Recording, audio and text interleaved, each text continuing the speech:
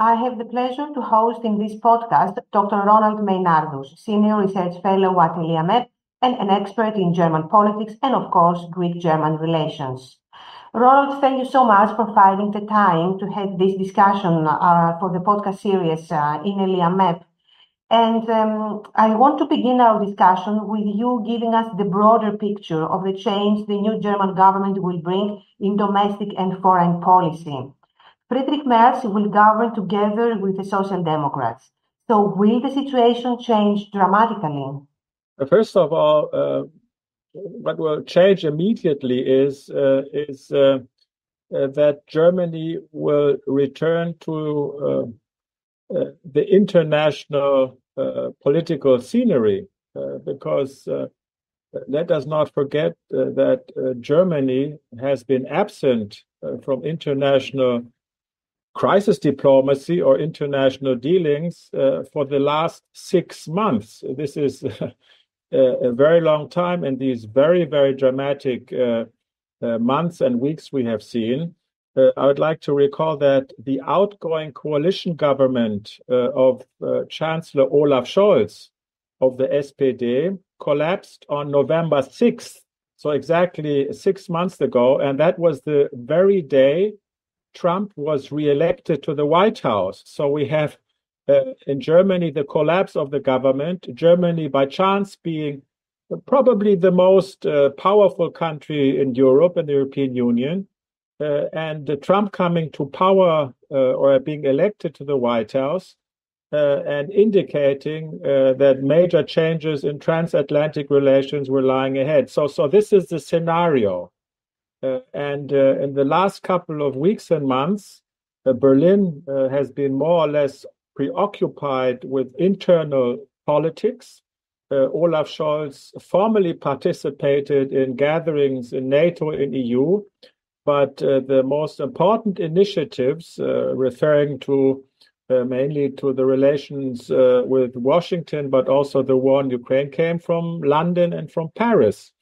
And what I expect now immediately to change, and this will happen as of today, yes, we will see a relatively noisy return of Friedrich Merz to the international scene. And this is certainly a change. Now, regarding how much will change and how much will not change, Germany is a country which is governed by usually coalitions.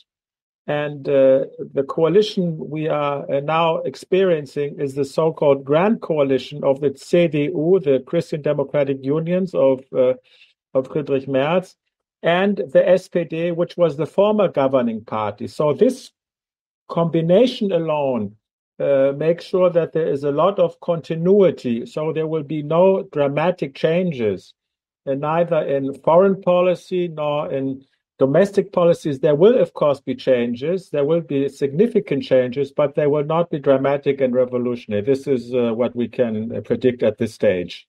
Well, my next question is, what will be the biggest challenge for the new chancellor? What is he going to do first? What is going to make him sweat at the beginning of his leadership of Germany? So there are two very big challenges. One is domestic, and one is related to the foreign agenda, the foreign policies and politics. Domestic, Germany is in a very, very unfortunate economic situation. We are heading into the third year of recession. This is something quite spectacular and unheard for Germany, which usually economically is doing very well. Predictions are that there will be no economic growth in 2025. And this, of course, has very important and very severe implications for many things, for the welfare state, for employment, and for many other situations. And Friedrich Merz will be judged after a relatively short period of time whether he is in the position to somehow change the climate and return Germany to a path of growth. This is the expectation. He is a man who is coming from the private sector. He has an experience in this, and generally, the CDU, which is a center-right party, has the reputation of being a little more business-friendly than the SPD. So we can expect some more dynamism there. And looking at the announcements and at the agreement of the two parties, then we can expect some reforms there. But it will take some time, and we will see how long it will take. Now, this is the domestic agenda, with the economy at the very center. There are many other issues, but let's look at the economy where the focus will lie. On the international level, Germany will, stronger than before, focus the attention on the support of Ukraine. This was already very, very significant under Olaf Scholz. Olaf Scholz always said that that Germany is the main European supporter of Ukraine. But it's a totally new situation now, because now we have in the United States a president who is, should I say, reluctant to continue the massive US support which we knew from the past. And we will see how the Germans will navigate this situation. What will also be very interesting is to see how Germany will position herself in the relations between Europe and the United States. Mr. Merz came up with some very, very strong wording in the last couple of weeks. He is a strong supporter of a strengthening of European autonomy. This is the one part. He's very much closer to the French position than was the predecessor government. But what he has also said, that European autonomy should lead, and I'm quoting the statement, I'm also always quoting the statement because it's really mind-boggling, that European autonomy should be strengthened so that Europe can step by step achieve independence from the United States. So here we have a politician who was promoting a policy which is very much closer to France than the traditional German approach. And from a European perspective, we can look at this in a positive light because Paris and Berlin, I assume, will be working harmoniously together. And it is no coincidence that the first international visit, the first outside of Germany travel of Mr. Merz on Tuesday, the day of his election to the Chancellery, will lead him to Paris and to a meeting with Mr. Macron. One of the other issues that we read the last days, and of course you wrote about it also, it's what is happening with Alternative für Deutschland, the far-right party that was designated as a right-wing extremist party by the Domestic Intelligence Agency of Germany. That was a move that inflamed ties with United States President Donald Trump and his administration. And also we read that AfD will have a court challenge against the decision of the intelligence agency's designation. And I want to ask you, is that going to create more problems for Friedrich Merz and for the German-US relations? And how do you view it? How do you view this decision? So that this has created, should I say, issues, to put it very, very mildly, between Washington and Berlin. This is clear.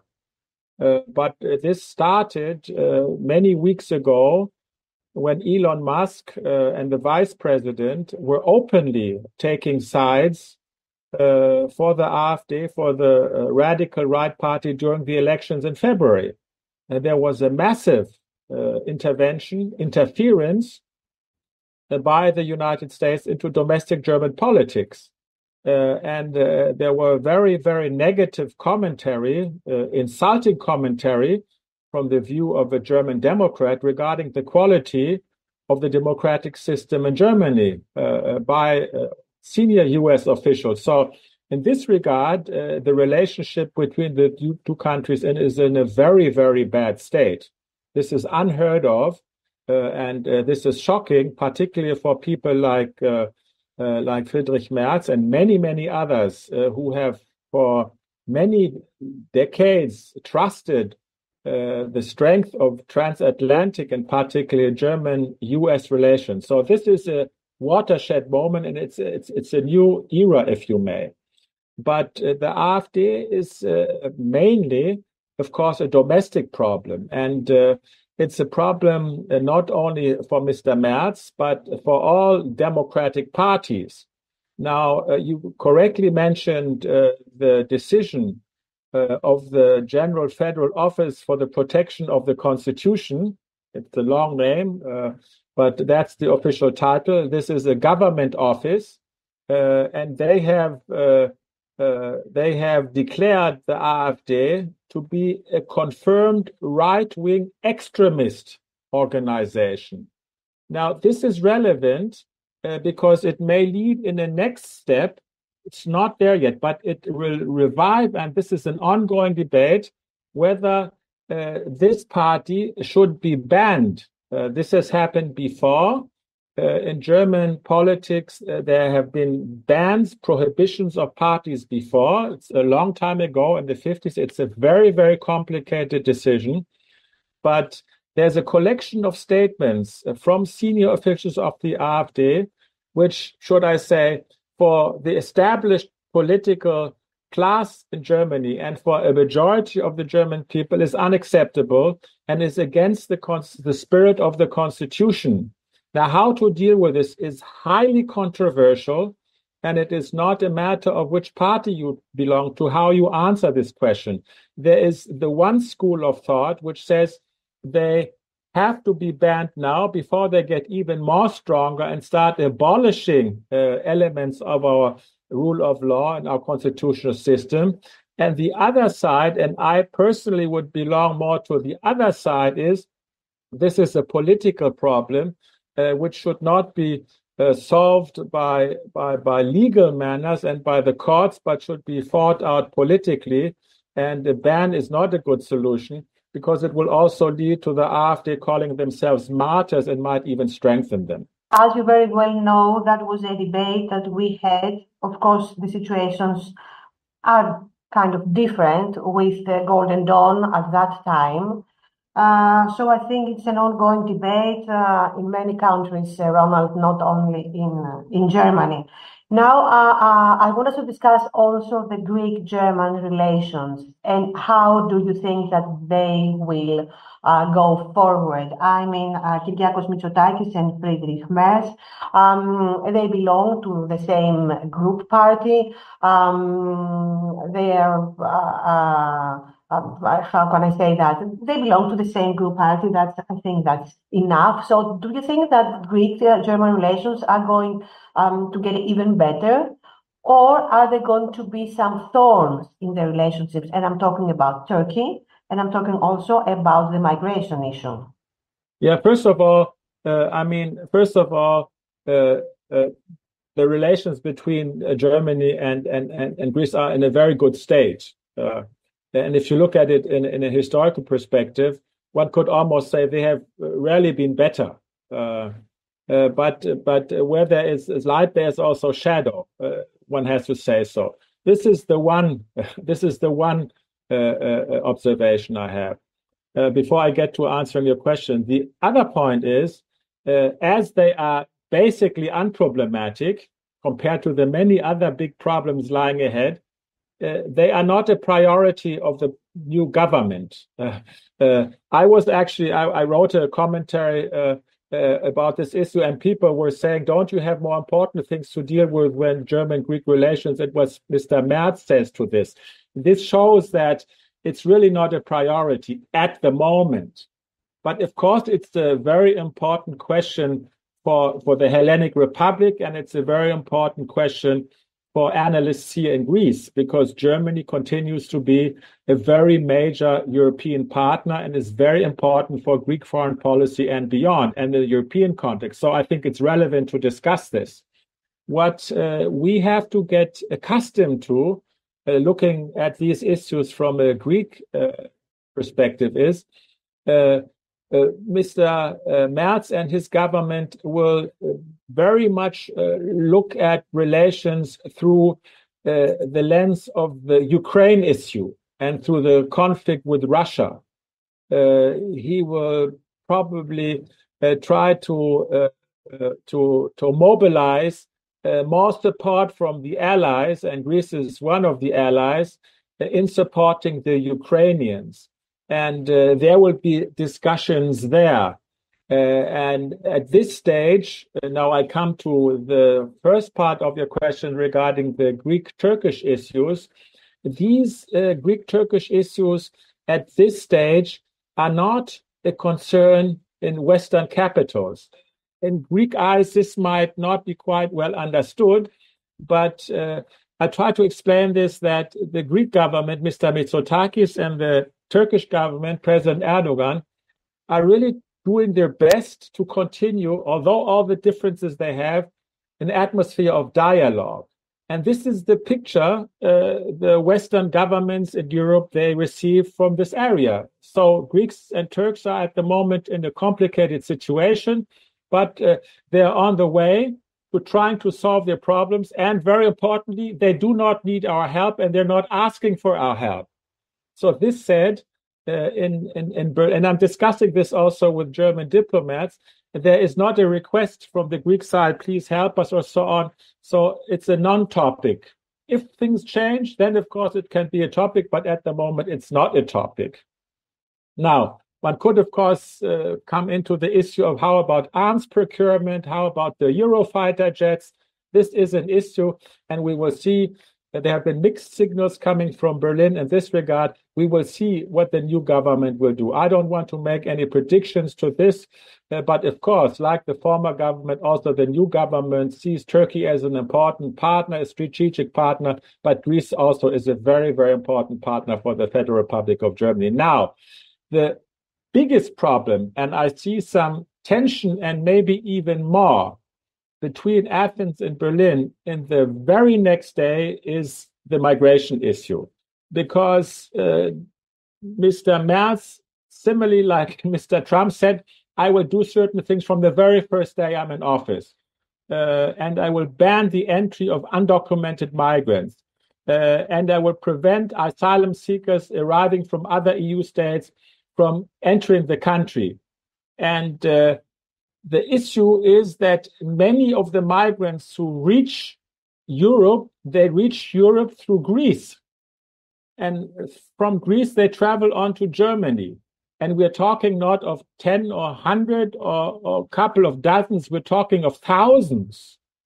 And the practice of the Greek government is, in many cases, to grant these individuals asylum, and then they move on to Germany. They have the liberty to do so, and then they apply for asylum again.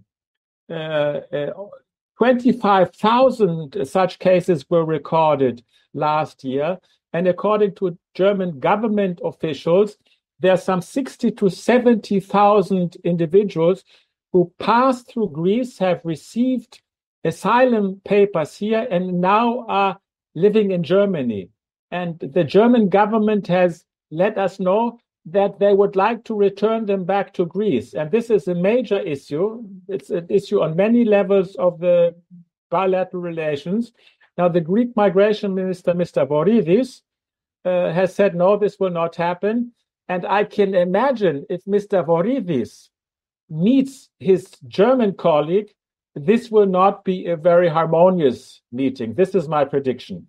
Ronald, thank you so much for having this discussion, and we will talk again when we see Friedrich Merz being at the helm of the German government, how things will evolve, and with the United States, and with, of course, Ukraine, and with Athens and Berlin. I thank you again very much.